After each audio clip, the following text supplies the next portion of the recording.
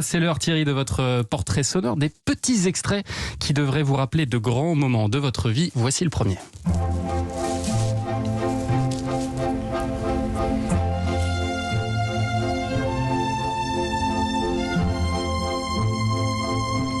Du Mozart pour démarrer.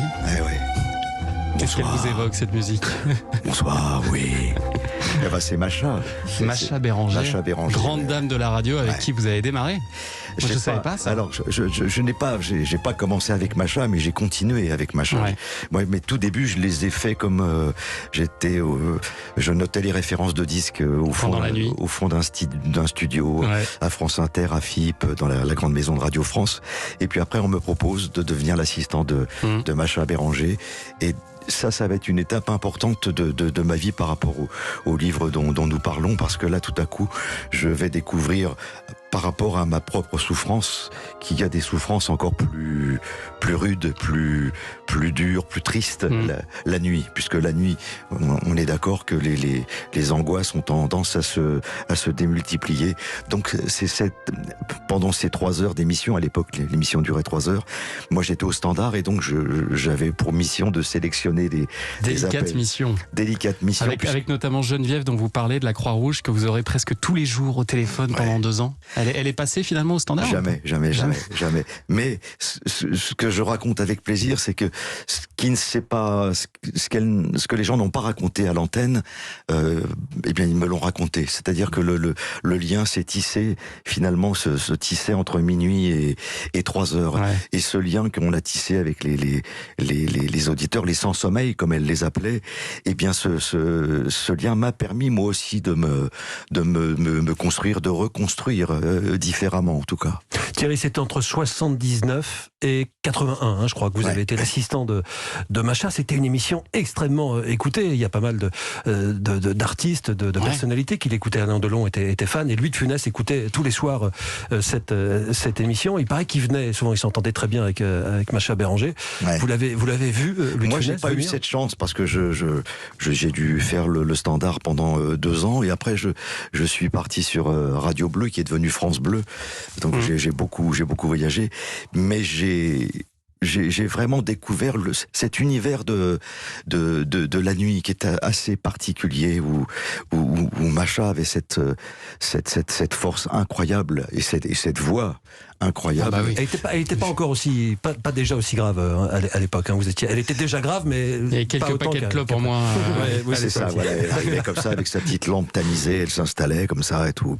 Et elle liait ce qui était très marrant avec Macha, c'est qu'elle vraiment elle arrivait à instaurer un climat avec des auditeurs et même de séduction qui était assez impressionnant. Hein. Et donc y compris avec Louis de Funès, avec qui paraît-il elle a eu une petite idylle.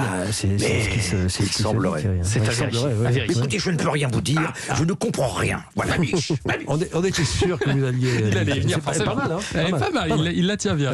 Allez, prochain extrait, on était obligés. Évidemment, le premier générique de Motus que vous avez présenté pendant 29 ans. Petite frustration quand même de ne pas avoir fait la 30e année? Ça, c'est une question qu'on m'a posée souvent. Oui. Mais c'est un contron. Alors, je sais bien, mais justement, pourquoi forcément aller au contron? Pourquoi pas rester sur un chiffre impair? Non, c'est que je sentais bien que j'arrivais au bout de mon aventure. Je le sentais avec France Télévisions, 35 ans quand même.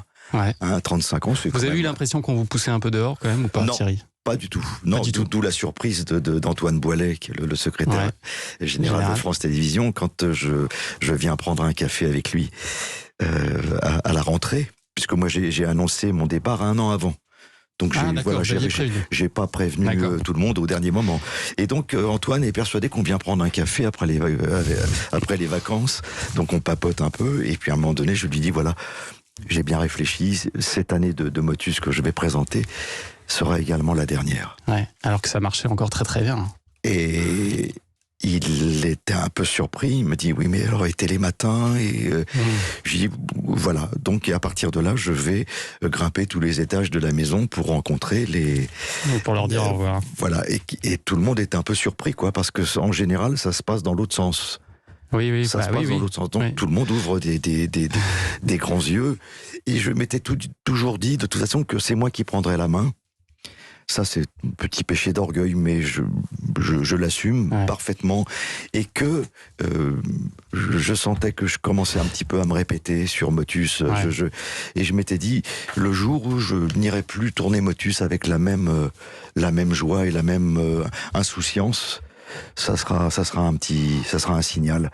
Donc, et j'ai regardé, a priori, vous avez toujours le record de longévité à l'animation d'un jeu quotidien. Mais l'année prochaine, vous serez battu par Laurent Romeshko. La petite nuance, avec toute l'amitié que j'ai pour Laurent, il le sait, c'est que Motus n'a pas été remplacé. Oui, c'est vrai. Ah oui. Depuis, il n'y a pas eu d'autres présentateurs. Vous aviez proposé d'ailleurs un présentateur. Voilà. Moi, j'avais dit, ma décision est totalement à déconnecter de celle que vous prendrez par la suite. Et voilà, donc alors peut-être que Motus reviendra un jour. Et ça vous a surpris, ça, Thierry, quand vous avez appris que le jeu s'arrêtait avec vous ? Ouais, moi je pensais que ça pouvait continuer.